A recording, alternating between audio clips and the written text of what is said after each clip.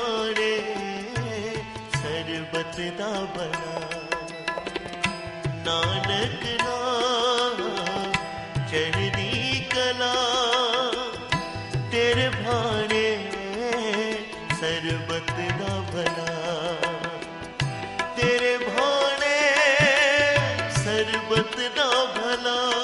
मेरा दाता मंदिर में भी है, गुरुद्वारे में भी है, गिरजाघर में भी है, मस्जिद में भी है। उसके रोमों में से एक बार वो राम कह दे, नानक कह दे एक बार, तो 77,000 बार उस मालिक के नाम की गूंज पड़ती है उसके घर में।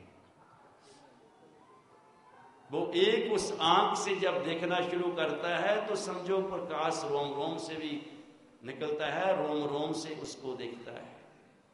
और फिर भी वो कहता है कि एक रोम की लाखों आंखें बन जाएं, एक रोम की लाखों आंखें, मैं उसको देखता रहूं बस।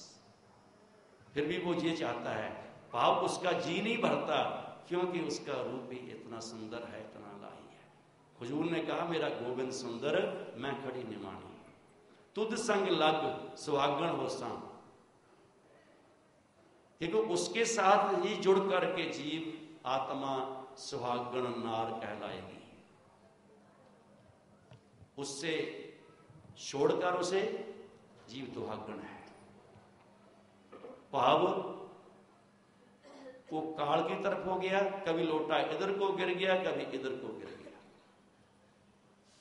वो लोटा टिकता नहीं है, ऐसे ही वो जीव टिकता नहीं है। कभी उसके आगे अंधेरा आ गया, कभी हल्की सी रोशनी का एहसास हुआ। उन बंदों का जो थोड़ा बहुत सिमरन करने वाले हैं उनके लिए, बाकी तो रोशनी किसी के अंदर पैदा ही नहीं होती। सिर्फ मन के ख्याल पैदा होते हैं, मन कल्पना करता है।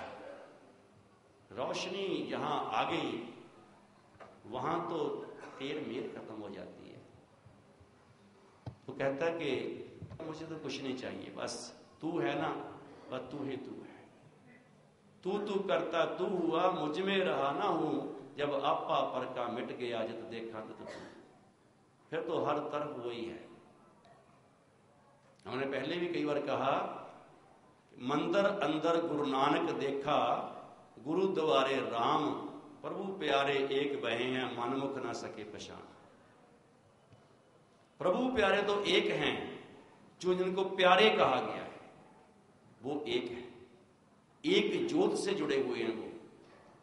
वो उसके जोगी हैं जोगेश्वर के, वो तो एक रूप हैं, एक ही उनके विचार हैं, एक ही उनके अंदर आवाज आती है परमात्मा की, एक ही उनके अंदर प्रकाश पैदा होता है, जिसको लाइट और साउंड कहा गया है। वो तो एक हैं, उनकी सोच भी एक है, लेकिन मनमुख जीव कभी नहीं पहचान सकते। जो कहते हैं कि मंदिर में गुरु नानक कैसे आ सकता है, इसका मतलब वो कहते राम ही है, इसका मतलब कि गुरु नानक उनकी नजरों में छोटा है, पर वो छोटा नहीं, वो तो सर्वव्यापी है, सर्वशक्तिमान है।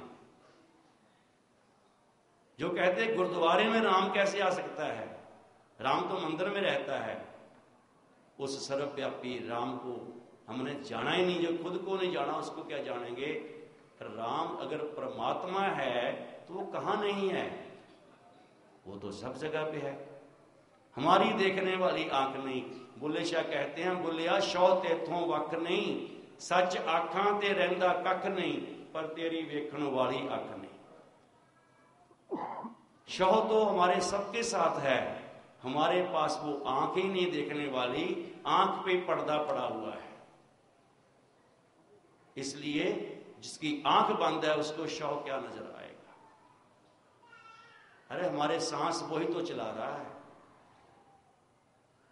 हमारे को अग्नि तत्व जो दिया है वही तो उसकी रहमत है, जिससे जो शरीर बना है। पवन तत्व से तो शरीर बना है, हवा से, मिट्टी से शरीर बना, जिसको हम माता कहते हैं। पवन को देव कहते हैं, पवन देव हवा वाले को। अग्नि देवता कहते हैं। ये किसकी दया हुई है? उस मालिक की। चाहे वो अग्निदेव है, पवन देव है, चाहे वो मिट्टी की धरती है जिसको हम माता कह रहे हैं, चाहे वो जल देवता है, आकाश तत्व, पाप बुद्धि तत्व, अगर वो कहीं इनमें से एक भी छीन लेना, समझो बंदा गया। पर वो दयालु है, जिसको वो जीवन दान दे देता है ना, उसकी क्षीणता नहीं कभी भी। जीव अपने कर्मों से ही अपनी मौत को बुलाता है, अपने कर्मों से ही ऊपर जाता है, अपने कर्मों से ही पाताल में, अपने कर्मों से ही आकाश में, पाप अपने कर्मों से ही खत्म होता है। परमात्मा किसी को खत्म नहीं करता। परमात्मा तो वो अमृत है जो सदा के लिए जीव को अमर करना चाहता है। वो अमृत पियो अपने अंतर जाके।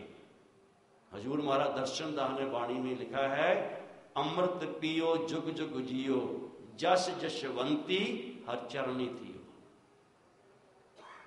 कि अमृत पियो, जुगों तक तुम जीते रहोगे।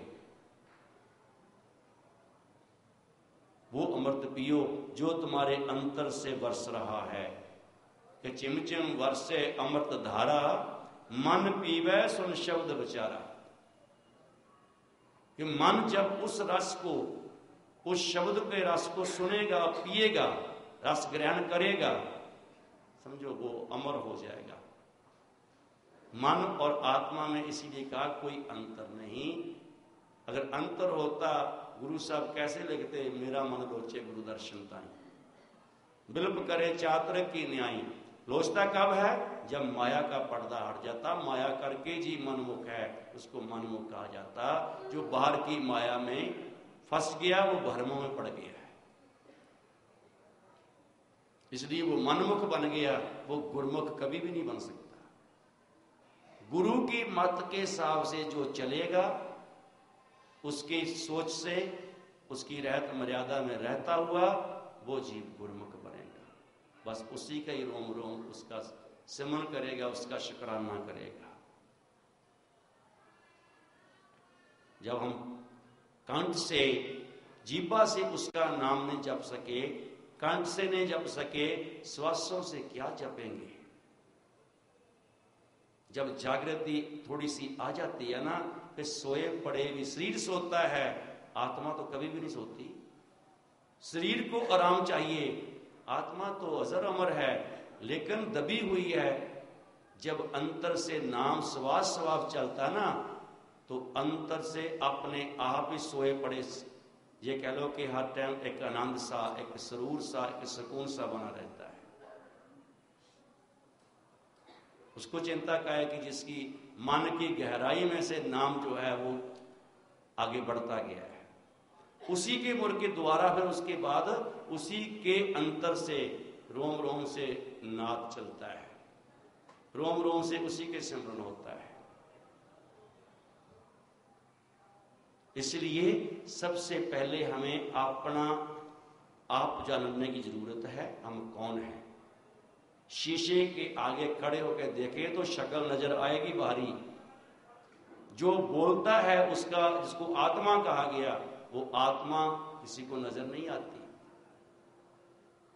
बाहरी नहा धो लिया, शरीर चमक गया, रंग बिरंगे कपड़े डाल लिए, लगता है कि हम बहुत अच्छे हैं, लेकिन जरा अंतर झांक करके देखें खुद को, हम कितने दागों से भरे हुए हैं। हमें खुद को शर्म आनी शुरू हो जाएगी कि हम तो दागी हो चुके हैं, जिसके लिए हम कई बार कहते, चिट्टी चादर दाग कनेरे जल देखा तद रोमा, दागा दा कोई अंत नहीं है, ते मैं उज्जवल किस विद होमा।